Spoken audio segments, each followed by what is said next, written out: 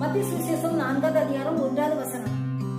இயேசு பிசாசினால் சோதிக்கப்படுவதற்கு ஆவியானவரே வனாந்தரத்துக்கு கொண்டு போகப்பட்டார். வனாந்தரம் எப்படிப்பட்டது? அலங்கோலமானது, ஒழுங்கற்றது, தனிமையானது, வேதனை உள்ளது, யாரும் விரும்பப்படாதது. இந்த வனாந்தரத்துக்கு இயேசு போனதுனால்தான் பிசாசு கொண்டு வந்த அத்தனை சோதனைகளையும் முறியடித்து ஜெயம் கொள்ள முடிந்தது. பிதாவோடு உள்ள ஐக்கியம் மிகவும் அதிகமானது. இன்னும் பரிசுத்த ஆவியானவரின் பலன், வல்லமை, வரங்களை பெற்றுக்கொள்ள முடிந்தது. இயேசு நமக்கு முன்மாதிரியாக வாழ்ந்து காட்டியிருக்கிறார்.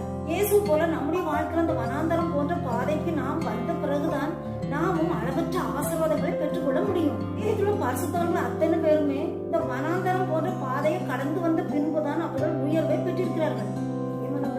நாம் இப்போது ஏதோ ஒரு பிரச்சனை நிமித்தம் வனாந்தரம் போன்ற நெருக்கத்திலே நாம் வாழ்ந்து கொண்டிருக்கிறோம். ஆனால் நாம் சோதிக்கப்பட்ட பின்தான் சுத்த பொன்னாக நம்மை விளங்க செய்து நினைத்து